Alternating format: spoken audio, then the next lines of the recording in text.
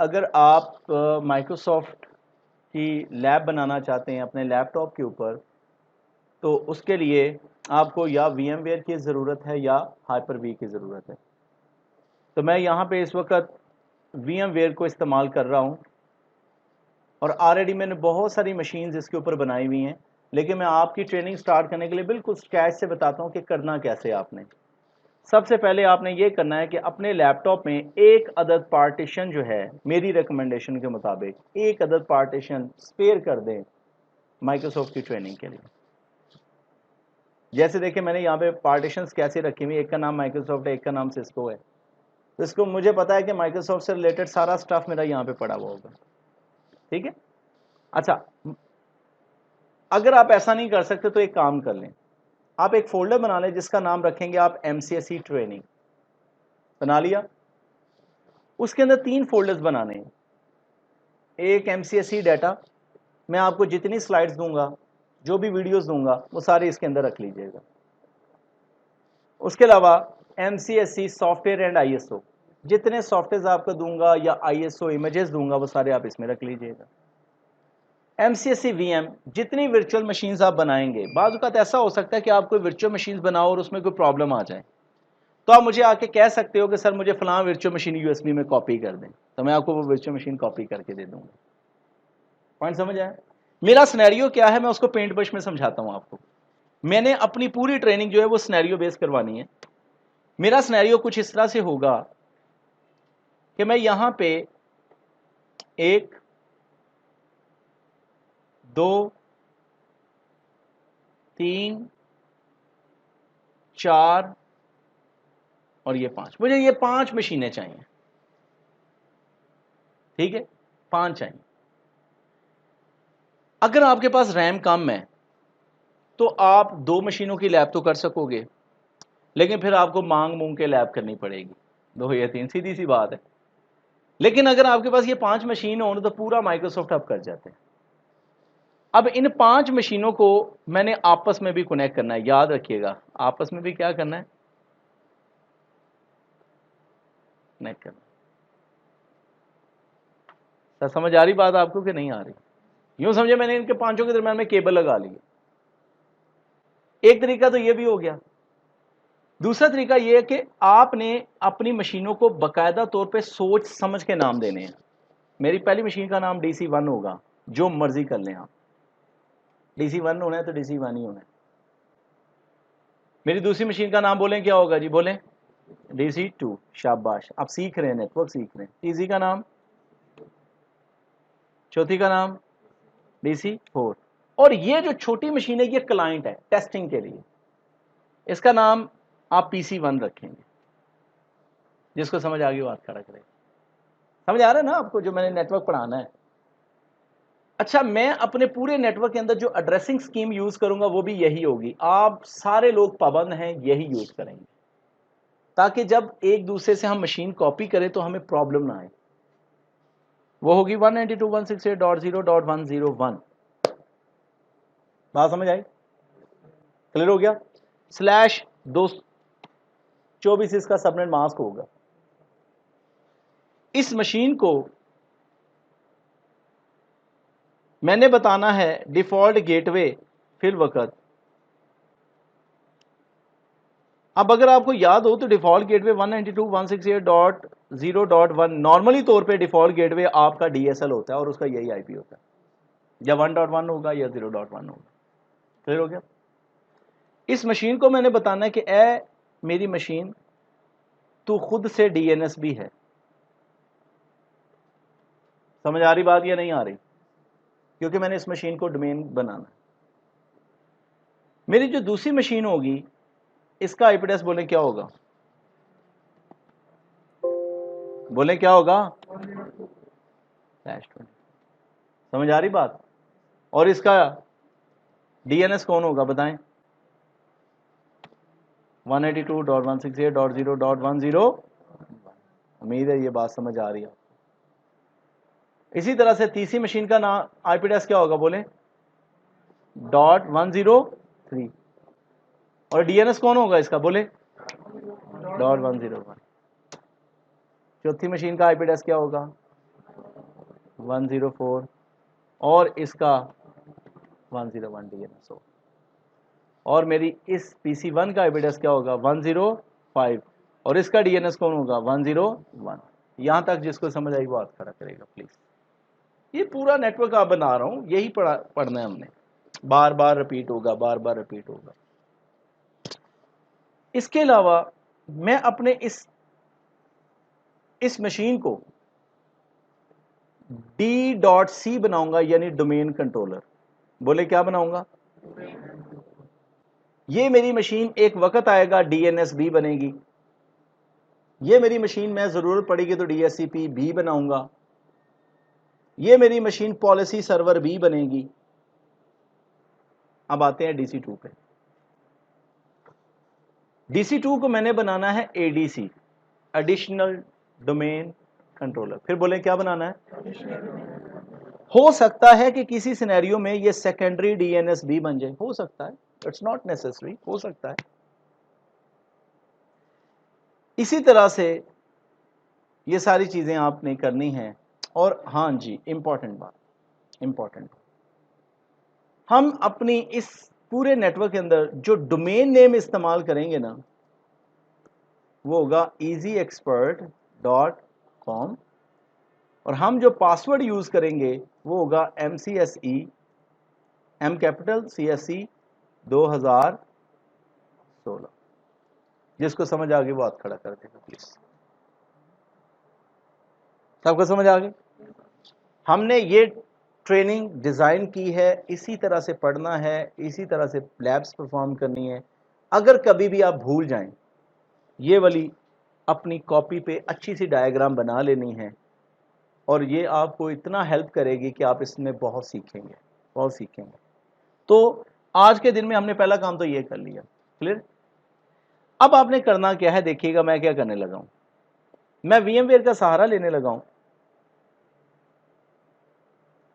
MCSE VM वाले folder में जाके टेक्निकली मुझे 4 फोल्डर बनाने हैं। न्यू, बोले पहले फोल्डर का नाम DC, शाबाश।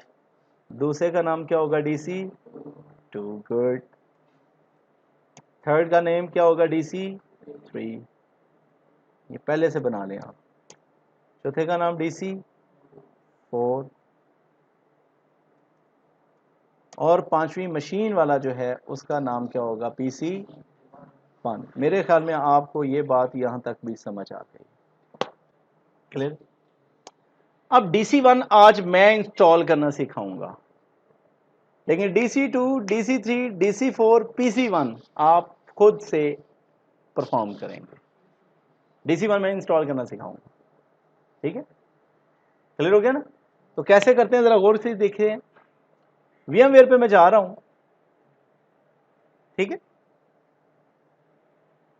फाइल, न्यू वर्चुअल मशीन बनाना चाह रहा हूं। यहां पे दो ऑप्शंस हैं, एक टिपिकल और दूसरी कौन सी है? तो चूंकि अभी हम नए नए हैं तो कौन सी ऑप्शन यूज कर लेते हैं? टिपिकल। ओके, कहता मुझे ये बात बताओ कि आप इंस्टॉलेशन कहां से करना चाहते हो? ब्राउज। अगर आपको याद हो तो आपको समझाने की खातिर मैंने यहां पे एक फोल्डर बनाया है MCSE ट्रेनिंग का। उसमें एक फोल्डर कौन सा बनाया है? मैंने वहां पे इमेज रखा ताकि आपको मैं रियल टाइम समझा सकूं। मैंने पाथ दे दिया उसका। VMware ने डिटेक्ट कर लिया कि जो ऑपरेटिंग सिस्टम आपने सिलेक्ट किया उसका नाम है विंडोज सर्वर 2012। उसके बाद आपने नेक्स्ट कर दिया। अब यहां पे आपसे फिर वही सवाल, बड़ा इंपॉर्टेंट, यहां पे विंडोज वर्चुअल मशीन का क्या रखना है आपने? नाम। तो जो नाम आपने रखे हुए वही रखे, DC1। अब ये पूछ रहा है कि इंस्टॉल कहां पे करना है, तवज्जो कीजिएगा। अच्छा, चूंकि DC1 के नाम से ऑलरेडी मैंने मशीन बनाई हुई है, इसलिए आप कंफ्यूज ना हो, मैं इसका नाम DC11 रख देता हूं या 101 रख देता हूं, ठीक है, ताकि प्रॉब्लम ना हो ना। 101 कर देते हैं या 101 कर देते हैं। कहां पे इंस्टॉल करना है इस मशीन को? ब्राउज। याद है मैंने आपको समझाने के लिए वो फोल्डर बनाया हुआ है, किस पार्टीशन में? माइक्रोसॉफ्ट में। क्या नाम है उसका? बोलें शाबाश। MCSE ट्रेनिंग, कहाँ पे जाना है, MCSE VM, किस फोल्डर में, DC1। देखिए पूरी प्लानिंग के साथ में इंस्टॉलेशन कर रहा हूँ और इसको ओके करके नेक्स्ट करें। अच्छा, अब वो कह रहा है कि मेरी रिकमेंडेशन है कि आप अपनी इस वर्चुअल मशीन को 60 GB जगह अलॉट करें। आज मैं आपको एक चीज समझाने लगा हूं। जब आप कोई सर्वर ऑपरेटिंग सिस्टम इंस्टॉल करते हैं या क्लाइंट ऑपरेटिंग सिस्टम इंस्टॉल करते हैं, आपको दो चीजें पता होनी चाहिए, बल्कि तीन। नंबर वन, ऑपरेटिंग सिस्टम खुद कितनी जगह रिक्वायर्ड करता है। नंबर टू, आफ्टर इंस्टॉलेशन कौन कौन सा सॉफ्टवेयर इंस्टॉल करना है। नंबर थ्री, सॉफ्टवेयर इंस्टॉल करने के बाद कितनी जगह आपके पास अवेलेबल होनी चाहिए। ये तीनों को ज़हन में रख के उसको जगह अलॉट करते हैं। पॉइंट समझ गए, क्लियर हो गया ना। अब कई बंदे ऐसे हैं जो शादी ब्याह पे खुशी खुशी में फिटिंग वाले कपड़े सिलवा लेते हैं, छुट्टियों पे घर जाते हैं, वेट बढ़ जाता है, फिर कहते हैं उन कपड़े पूरे नहीं आने। तो मार्जिन रखे उसका थोड़ा सा, क्या ख्याल। तो आपने यहाँ पे ये दोनों ऑप्शन में से एक ऑप्शन समझ लें, बड़ी इंपॉर्टेंट है, जो नीचे वाली ऑप्शन। अगर तो आपने ये ऑप्शन यूज की ना तो आपको बहुत ज्यादा फायदा भी हो सकता है, नुकसान भी हो सकता है। अब फायदा सुन लें। इसका मतलब है कि आपकी जो ये जो डिस्क बनेगी ना 60 GB की, असल में ये एक फाइल बनेगी, फाइल। अगर तो आप वो फाइल किसी दूसरी USB में कॉपी करना चाहते हो तो फिर आपको बड़ा प्रॉब्लम हो जाएगा, क्योंकि आपकी 60 GB की एक फाइल बनेगी। तो अगर आपका मकसद है कि ये वर्चुअल मशीन कल को किसी दूसरी जगह पे कॉपी करनी है, लेके जानी है, या इंटरनेट के थ्रू कहीं पे भेजनी है, तो फिर मेरी रिकमेंडेशन ये है कि ये ऑप्शन यूज करें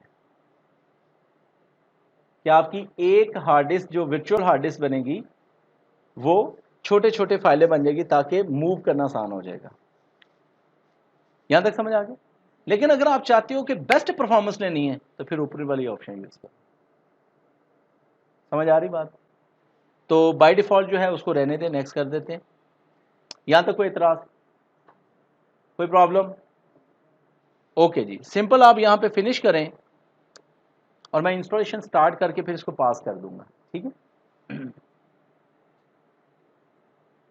अच्छा, अब अगली चीज, अगर आपने मशीनों को आपस में कनेक्ट करना है, ये देखें मेरे पास काफी मशीनें, मैं इनको क्लोज कर देता हूं ताकि आपको मैं इसके ऊपर कुछ समझा सकूं। ये मशीन की इंस्टॉलेशन तो बाद में स्टार्ट होगी ना, सारी क्लोज कर दी, क्लियर। DC101 नजर आ रही। अगर तो आपने इस मशीन को बाद में DC2, DC3, DC4 के साथ कनेक्ट करना है, तो ये देखें नेटवर्क की ऑप्शन पे आए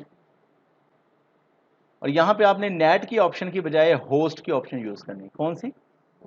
होस्ट की ऑप्शन, और सिंपल ओके कर दें। एक और फायदा भी है, फिर एडिट पे जाएं। जब आप पहली दफा ऑपरेटिंग सिस्टम इंस्टॉल करने लगे ना, तो रैम बढ़ा दें ताकि ऑपरेटिंग सिस्टम जल्दी इंस्टॉल हो जाए। इंस्टॉल कर लेने के बाद रैम दोबारा आके क्या कर दीजिएगा, कम कर लीजिएगा। समझ आ गई बात। यहां तक गैर जरूरी चीजें, प्रिंटर की जरूरत नहीं है, रिमूव कर दें। अगर गैर जरूरी चीजें तो उनको रिमूव कर दें ताकि आपकी वर्चुअल मशीन ज्यादा डिले ना ले, और सिंपल इसको आप ओके कर दें। अब आप मशीन को सिंपली क्या कर दें, ऑन कर। अब आप वेट कीजिएगा, मैं इसके इंस्टॉलेशन के कुछ स्टेप्स हैं वो दिखाता हूं आपको। ये देखें,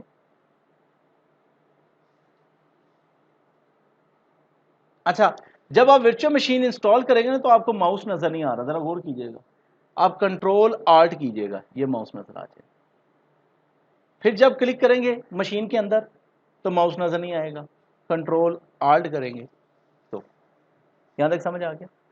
अच्छा, एक बात, अब यहां पे दो टर्म बोली जाएंगी, दो टर्म्स।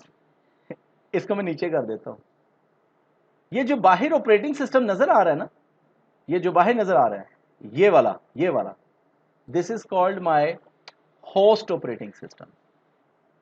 और जो VMware के अंदर इंस्टॉल किया जा रहा है उसके लिए क्या टर्म बोली जाएगी, गेस्ट ऑपरेटिंग। क्या बोला मैंने, फिर बताएं। जो मेरे लैपटॉप पे इंस्टॉल है वो क्या है, और जो VMware के अंदर इंस्टॉल हो रहा है वो क्या है, शाबाश, गेस्ट ऑपरेटिंग। अब वो आपसे कह रहा है कि भाईजान लैंग्वेज कौन सी यूज करनी है।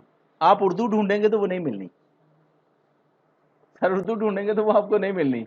नतीजा आपने यहां पे सिंपली क्या करना है, नेक्स्ट, ओके। क्या कर दें, इंस्टॉल।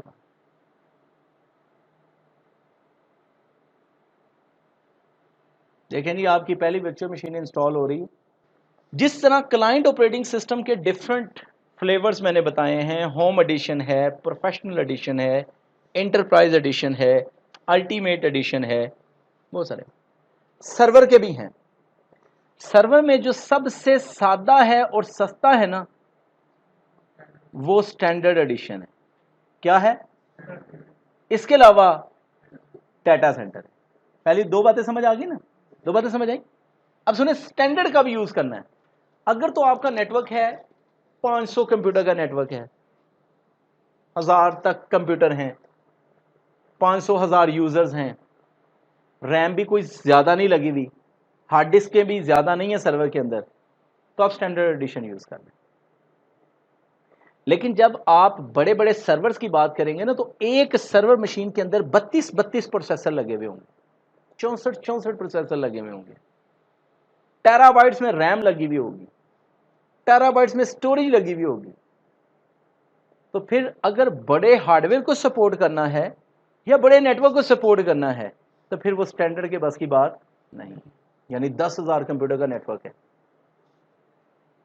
10,000 मशीन्स हैं, आपकी 50 या 100 ब्रांचेज हैं, तो फिर वो स्टैंडर्ड के अंदर वो फीचर्स नहीं।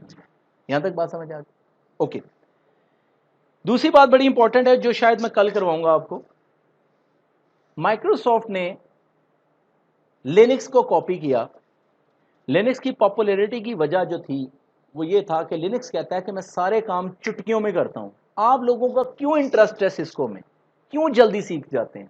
CLI बेस्ड है, 6 कमांडें याद कर लो, राउटिंग आ जाती है, 10 कमांडें याद करो, स्विचिंग आ जाती है। ACL की 4 कमांडें हैं, चेक करके देख लीजिएगा। This is the advantage of CLI based. अगर आपका सर्वर लाहौर पड़ा हुआ है और आप यहां से बैठ के उसको एक्सेस करके कॉन्फ़िगरेशन करना चाहते हो, तो अगर तो CLI बेस्ड है तो सर आप मोबाइल फोन से भी कॉन्फ़िगर कर सकते हो। लेकिन अगर GUI बेस्ड है तो फिर आपको ज्यादा बैंडविड्थ रिक्वायर्ड। तो माइक्रोसॉफ्ट ने अपना लाइट वेट वर्जन दिया। क्या दिया? बोले क्या दिया? जो CLI बेस्ड है उसको वो कोर कहता है। क्या कहता है? कोर कहता है। तो अभी हम GUI बेस्ड इंस्टॉलेशन करेंगे और डाटा सेंटर की करेंगे। आगे इवैल्यूएशन दिया हुआ उसने। इवैल्यूएशन एक बड़ी प्यारी बात है, बहुत ही प्यारी बात। मैं जब अमेरिका में था ना, तो एक रात हमने सिर्फ मुफ्त आइसक्रीम खाई, मुफ्त खाई। मुफ्त खो रहे हैं ना, पाकिस्तान से गए में। वो मुफ्त आइसक्रीम ऐसे थी कि आप एक आइसक्रीम बार था, वहां पे हम गए, वहां पे मुख्तलिफ फ्लेवर्स लगे हुए हैं, आप खुद से फ्लेवर निकालते हैं, छोटा सा पैक होता है, खाते हैं, पसंद है तो ले लें, नहीं पसंद तो रहने दें। तो अब 2 मैंने लिए तो 2 मेरे दोस्त ने लिए, हम बाहर चले गए, खा पी के फिर वापस आ गए। अब मैंने कहा तुमने कोई और लेना, मैंने कोई और लेना। उस दिन हमने अल्हम्दुलिल्लाह कुछ 6 कप खाए और पैसे कोई भी नहीं दिए। लेकिन यार कभी तो शर्म आएगी ना। माइक्रोसॉफ्ट ने भी यही चीजें अपनाई हैं। वहां पे परफ्यूम्स ओपन होते हैं, मतलब मैंने वहां पे जो देखा हुआ है, तो परफ्यूम्स आप यूज करते हैं। बहुत सारे लोग ऐसा काम करते हैं, बड़ा जबरदस्त काम है ये, बड़ा अच्छा। एक दफा ऐसे ही कि मतलब अच्छा यार 1 मिनट ठहरना, जरा अंदर जाना है, मॉल पे जाना है, मॉल पे जाएं, वहाँ पे ओपन परफ्यूम है, लगाएं, उसके बाद पसंद तो करना नहीं है, टेस्ट करते हैं, उसको माइंड नहीं किया जाता, आप लगा लें, इट्स नॉट एन इशू, उसके बाद चले जाए। चलो एक पार्टी भोग जाता मतलब परफ्यूम लगा के। सर ये चीज़ मैंने वहाँ से सीखी। अच्छा एक और चीज़ है, मैंने एक परफ्यूम लिया, मैंने लिए तो ऑलमोस्ट तकरीबन कोई 16-17 थे, मतलब अब एक परफ्यूम मुझे पसंद नहीं आया, लेकिन मैंने खोल लिया था, ओपन कर लिया था परफ्यूम। मुझे पाकिस्तान में काफ़ी नाम उसका सुना हुआ था, लेकिन मैंने कभी वो यूज़ नहीं किया हुआ था। लेकिन जब मैंने उसको यूज़ किया, मुझे कोई इतना अपील नहीं किया वो, मैं वापस चला गया। उन्होंने एक ज़रा बराबर भी मुझसे ये नहीं कहा कि ये ओपन है, ये कुछ उसमें, no problem, what do you want, you want your money back, you want exchange the perfume with other one. मैंने कहा I want exchange with other one. उन्होंने कहा गो अहेड, आप दूसरा परफ्यूम ले लें वहाँ से। माइक्रोसॉफ्ट ने ये चीज़ जो है, माइक्रोसॉफ्ट की भी ये आदत है, VMware की भी ये आदत है। माइक्रोसॉफ्ट कहता है कि आप सर्वर इंस्टॉल करो इवैल्यूएशन मोड में, और मैं अगर गलत नहीं कह रहा, चेक कर लीजिएगा, मेरे ख्याल में 180 दिन है या 120 दिन है, 180 दिन है, ठीक है, क्योंकि VMware का 160 दिन है। 180 दिन तक आप इसके पूरे फीचर्स को इस्तेमाल करें। 180 दिन के बाद ये एक्सपायर हो जाएगा, फिर आपको जितने फीचर्स चाहिए उतने पैसे देने पड़ेंगे। कुछ फीचर्स तो बिल्ट इन आ जाते हैं ना, कुछ फीचर्स क्या आ जाते हैं, बिल्ट इन आ जाते हैं, जैसे DHCP का बिल्ट इन है, DNS का बिल्ट इन है, Hyper-V बिल्ट इन है। लेकिन कुछ फीचर्स हैं जिनके लिए आपको बाकायदा तौर पे क्या करनी पड़ेगी, पेमेंट करनी पड़ेगी। तो इवैल्यूएशन मोड में आपको पूरा लोडेड वर्जन मिलता है, सारे फीचर्स ऑन होते हैं, आप तसल्ली से 180 दिन टका के इस्तेमाल करें इसको, सारी लैबे शबे परफॉर्म करें। X64 का मतलब है ये 64 बिट का है। ओके जी, नेक्स्ट करते हैं। मेरे ख्याल में यहां तक समझ आ रही बात आपको ना। ये ऐसा झूठ है जिसको हमेशा मानना ही पड़ेगा, इसके बगैर गुजारा नहीं है। और नेक्स्ट करते हैं। ये दो बातें हैं जी, सुन लीजिएगा, बहुत इंपॉर्टेंट चीज है। Install Windows and keep file settings and application, custom install Windows only. देखें दो ऑप्शंस होती हैं, एक अपग्रेड इंस्टॉलेशन, एक कस्टम इंस्टॉलेशन। ऐसा हो सकता है कि आपके पास विंडोज 8 हो, ये बड़ा इंपॉर्टेंट क्वेश्चन मैं बता रहा हूं आपको, और आप कहते हैं कि ना मैं चाहता हूं कि मेरा डाटा लॉस हो, ना मेरे ड्राइवर लॉस हो, ना मेरे सॉफ्टवेयर लॉस हो, और मैं विंडोज 8 को अपग्रेड करना चाहता हूं इनटू विंडोज 10। तो आपको यह पता होना चाहिए कि कौन सा वर्जन किस में अपग्रेड हो सकता है। पॉइंट समझ आया? लिहाजा अगर तो आप अपग्रेड करना चाहते हैं तो दिस ऑप्शन, नहीं तो ये वाली ऑप्शन। उसने कहा भी बात बड़ी सिंपल है, मुझे 60 GB की हार्ड डिस्क डिटेक्ट की है, लेकिन अभी तक इसके ऊपर कोई पार्टीशन नहीं हुई भी, अनएलोकेटेड है। क्या करना चाहते हो, कोई पार्टीशन बनाना चाहते हो? मैं कहता हूँ सिंपल, नेक्स्ट खुद ही बना दो यार। मैं इंस्टॉलेशन मुकम्मल होने के बाद फर्स्ट टाइम जब आपका सिस्टम बूट हो रहा है तो आपसे एडमिनिस्ट्रेटर यूज़र का पासवर्ड मांगा जा रहा है, जो कि हमने कहा था कि हम रखेंगे MCSE 2016, और M कैपिटल होगा, CSE 2016 होगा, और उसके बाद आप जस्ट अपने इंस्टॉलेशन को यहाँ से फिनिश कर देंगे।